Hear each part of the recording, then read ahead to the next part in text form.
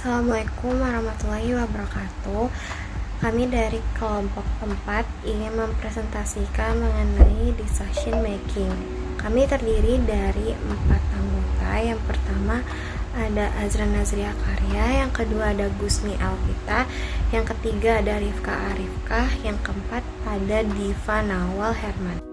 Pengertian decision making adalah proses pengembalian keputusan atau pemilihan solusi terbaik dari setiap alternatif untuk mencapai tujuan tertentu. Jadi di sini maksudnya adalah proses memilih tindakan atau solusi terbaik dari beberapa alternatif untuk mencapai tujuan tertentu. Atau bisa merupakan keterampilan penting yang dibutuhkan dalam dunia kerja, atau kemampuan ini dibutuhkan oleh setiap karyawan, baik di level operasional maupun manajerial. Dan ada beberapa contoh decision making di tempat kerja, yaitu menentukan jadwal rapat, memutuskan strategi bisnis, merekrut karyawan baru, memfasilitasi diskusi, dan menyeleksi kandidat kerja. Saya akan menjelaskan tentang proses pengambilan keputusan. Dalam proses pengambilan keputusan terdapat 8 proses, yaitu yang pertama identifikasi suatu masalah, yang kedua identifikasi kriteria keputusan, yang ketiga alokasi bobot kriteria, selanjutnya ada pengembangan alternatif, lalu ada analisis alternatif, lalu ada pemilihan alternatif, lalu ada implementasi alternatif, dan yang terakhir ada evaluasi efektivitas keputusan. Beralih yang ke pertama, yaitu identifikasi suatu masalah. Identifikasi suatu masalah adalah kegelisahan umum di antara karyawan. Tanda lainnya adalah menurunnya produktivitas dan motivasi. Karyawan mungkin kurang terlibat dalam pekerjaan mereka dan merasa terputus dari perusahaan. Lalu yang kedua ada identifikasi kriteria keputusan. Identifikasi kriteria keputusan adalah prinsip, nilai, aturan, variabel, dan kondisi yang digunakan oleh organisasi atau tim untuk memilih opsi atau membuat keputusan. Lalu yang ketiga ada alokasi bobot kriteria, yaitu berdasarkan tingkat kepentingan kriteria yang paling penting akan memiliki bobot tertinggi. Yang keempat ada pengembangan alternatif. Pengembangan alternatif adalah identifikasi masalah, pencarian alternatif dalam penyelesaian masalah, melakukan evaluasi dari alternatif yang ada, dan pemilihan alternatif keputusan yang terbaik. Lalu selanjutnya ada analisis alternatif. Nah, analisis alternatif ini terbagi menjadi 3, yaitu rencanakan, yaitu tentukan tujuan, jadwal, pemangku kepentingan, pendanaan, tim, dan hasil akhir. Lalu yang kedua ada tetapkan dasar analisis. Tentukan masalah dan ruang lingkup yang akan ditangani. Yang ketiga ada identifikasi dana, definisikan alternatif untuk merangkai masalah. Berlanjut ke proses selanjutnya, yaitu pemilihan alternatif. Pemilihan alternatif adalah solusi atau tindakan yang mungkin dapat dipilih, bergantung pada masalah keputusan.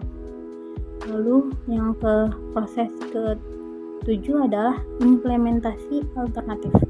Implementasi alternatif adalah proses pelaksanaan keputusan dasar.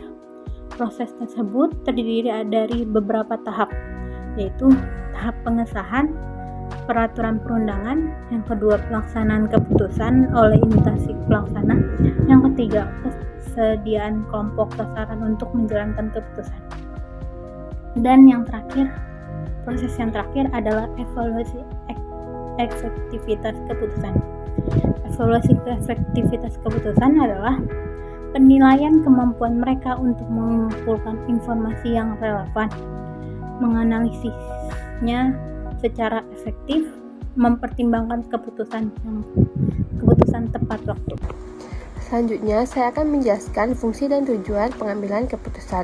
Fungsi pengambilan keputusan adalah memilih tindakan terbaik dari beberapa alternatif yang tersedia. Fungsi dari pengambilan keputusan mengidentifikasi masalah, memilih alternatif, mengevaluasi, membuat keputusan yang tepat.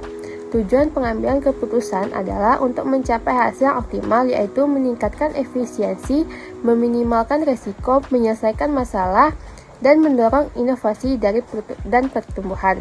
Selanjutnya, yaitu kondisi yang dihadapi manajer sebagai pengambil keputusan. Yang pertama, kepastian. Dan kepastian di sini itu situasi di mana manajer dapat membuat keputusan yang akurat karena hasil dari setiap alternatif sudah diketahui. Nah, contohnya seperti sebuah perusahaan ingin membeli mesin baru untuk meningkatkan produksi. Nah, informasinya itu yang pertama, harga mesin barunya sekitar 10 juta. Yang kedua, biaya operasional mesin barunya itu sekitar 10 juta per bulan. Yang ketiga, peningkatan produksi yang diharapkan itu sekitar 20%. Yang keempat, biaya produksi saat ini itu sekitar 50 juta per bulan.